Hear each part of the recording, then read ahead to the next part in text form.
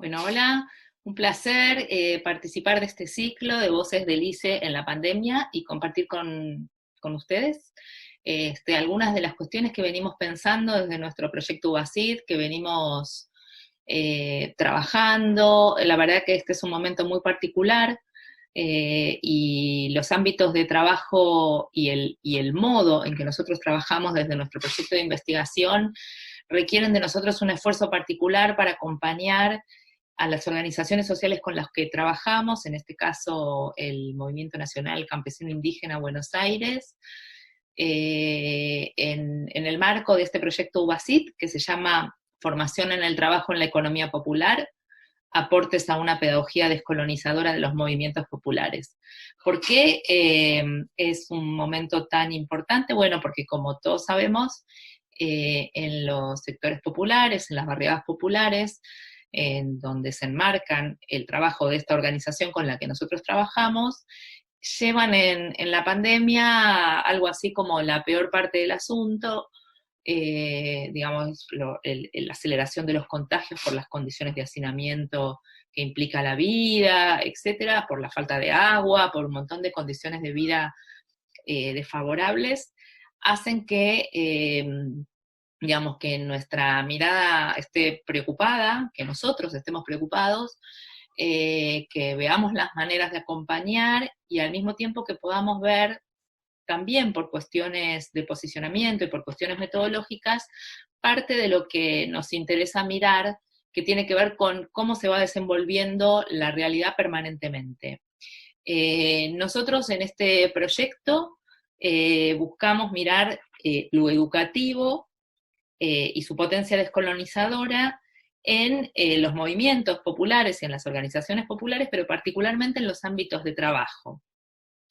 Y además buscamos construir saber con los sujetos, con las organizaciones de manera colaborativa bueno, sí, de colaboración. Y por otro lado, estamos siempre, digamos, pendientes de que no se nos escape ese movimiento y esa dinámica de la realidad, conscientes de que la investigación en las ciencias pedagógicas, en las ciencias sociales, etcétera, es un permanente, digamos, implica, digamos, que no hay fotos, ¿no? Que hay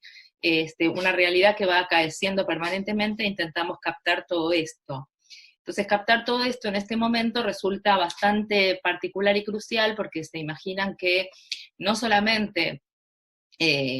la pandemia pega más fuerte en términos de contagios, sino también en lo que significa la falta de posibilidades de trabajo y en este sentido en nuestro objeto mismo, digamos, ¿no? Si nosotros miramos los ámbitos de trabajo y los espacios de trabajo, allí hay también un corrimiento que se manifiesta de manera fuerte. Entonces, bueno, nosotros quisiéramos situar un poco la cuestión de cómo vino sucediéndose el trabajo en la economía popular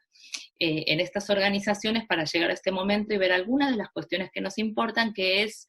ver por dónde pasa hoy la construcción de saber, la formación en las organizaciones y en el trabajo. Bueno,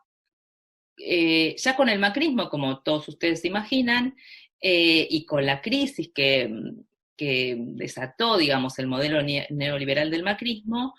la crisis de empobrecimiento, de desigualdad, hubo un corrimiento muy fuerte en los ámbitos de trabajo de la economía popular de estas organizaciones que venían desarrollándose en ámbitos colectivos, cooperativos y de producción de bienes. Hay un corrimiento muy fuerte a un trabajo que no siempre fue considerado trabajo,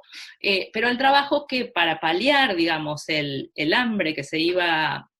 produciendo, se fue desarrollando en el ámbito de los comedores y los merenderos que crecieron exponencialmente, tanto en cantidad como en cantidad de vecinos, personas y sujetos que se iban acercando para comer. Al mismo tiempo, la política social del macrismo fue desalentando el trabajo cooperativo y colectivo y fue más bien alentando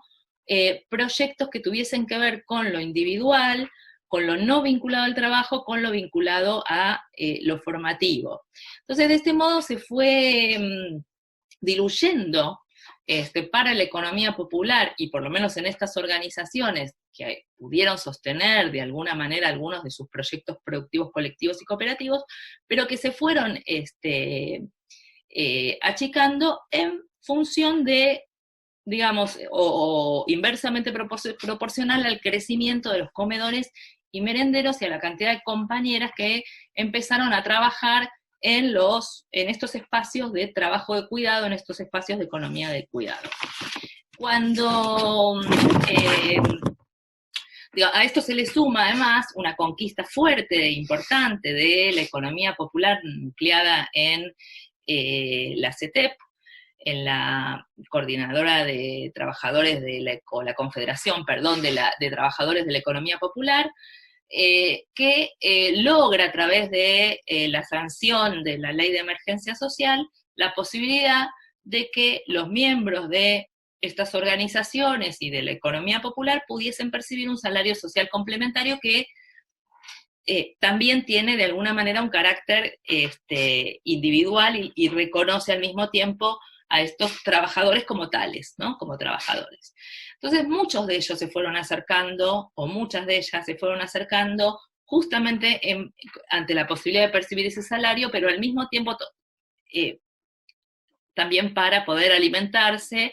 y al mismo tiempo también frente al desaliento, digamos, de los subsidios vinculados con el trabajo. Entonces todo esto hace, y la crisis hace que este enorme crecimiento de estos espacios de cuidado, del trabajo de cuidado y de la economía del cuidado.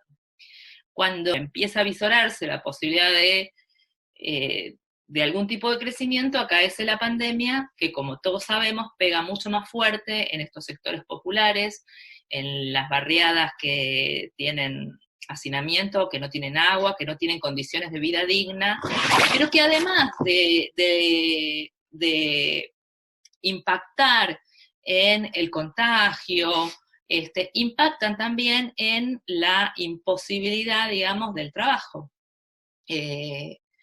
O sea que impactan en el punto, digamos, en donde nosotros tenemos puesta también la mirada. Y aumenta, por otro lado, mucho más aún, todo lo que tiene que ver con la solidaridad y con la posibilidad de paliar todo lo que la pandemia va generando con un porcentaje aún mayor de crecimiento de estos espacios de cuidado, del reparto de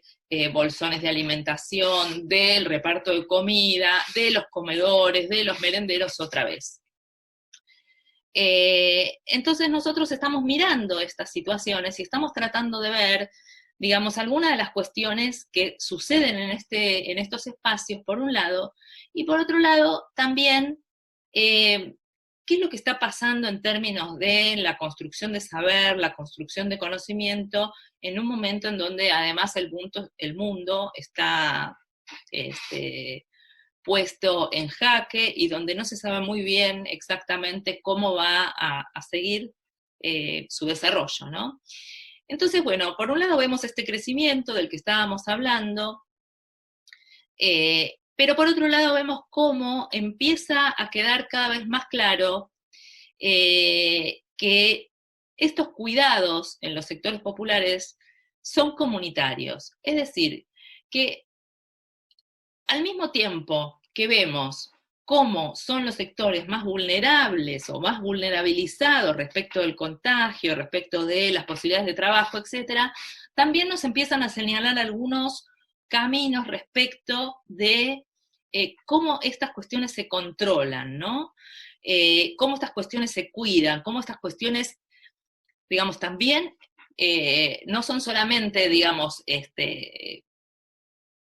exacerbadas, sino que también tienen algunos elementos para enseñar respecto de cómo se sale colectivo y comunitariamente de algunos espacios. La otra cuestión que vemos con absoluta claridad es que estos espacios son espacios feminizados. En general, quienes trabajan en los espacios de cuidado son mujeres. Entonces, si tenemos en cuenta esto, digamos, el crecimiento de estos espacios de cuidado, cómo estos espacios de cuidado son colectivos y comunitarios y cómo están absolutamente feminizados, empezamos a mirar allí a ver, bueno, ¿qué es lo que se está pensando qué es lo que habría que pensar, qué es lo que nos podrían enseñar, qué es lo que ellos están aprendiendo, y esta es de alguna manera nuestra preocupación hoy en relación con la investigación. Cómo en este pasaje de la producción de bienes a la economía del cuidado, en el momento de la pandemia, empiezan a aparecer algunas claves para pensar en saberes, en aprendizajes, etc. Bueno, y lo primero que aparece allí, supuestamente como una evidencia, como algo que está puesto sobre la mesa, pero que no siempre es así, es el reconocimiento de que el mundo es profundamente desigual. Y de que en este mundo desigual e injusto algo no da para más. Algo tiene necesariamente que modificarse. Otra de las cuestiones es que precisamente este cuidado del que las organizaciones y las mujeres de las organizaciones se hacen cargo es efectivamente trabajo. No es solo compromiso, no es solo solidaridad, es trabajo. Que además hay una organización o unas organizaciones sosteniendo este trabajo, que no se hace de la nada, se hace porque hay organizaciones que traccionan para que esto suceda, y además en este momento estas organizaciones son quienes articulan el cuidado concreto, las posibilidades de alimentar, etcétera, con el Estado.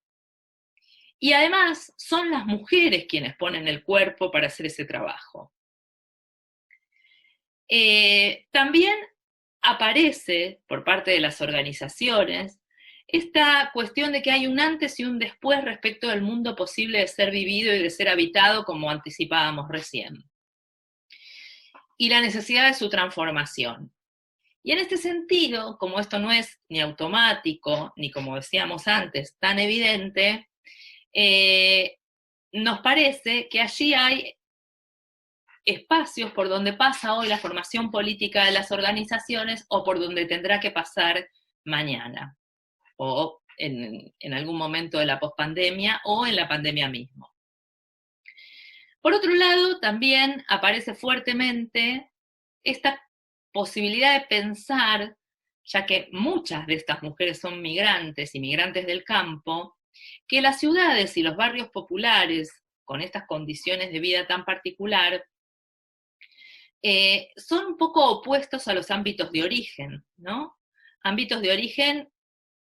que tienen que ver con lo campesino, con las posibilidades de alimentación que implica lo campesino, con algo que ahora por otros motivos se puso sobre la mesa fuertemente, que tiene que ver con la soberanía alimentaria, pero bueno, con otras condiciones de vida que muchas veces remiten a un pasado premigración. Entonces, en estos sentidos, nosotros estamos viendo bueno, que parte de todo esto son las enseñanzas y los desafíos de un contexto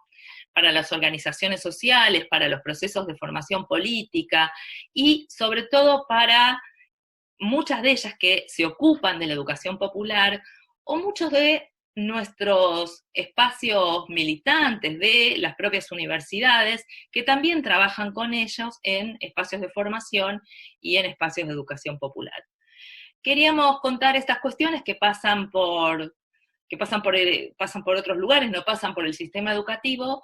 pero que pasan por lugares muy claves para pensar el mundo hoy, para pensar la economía, cuál es la economía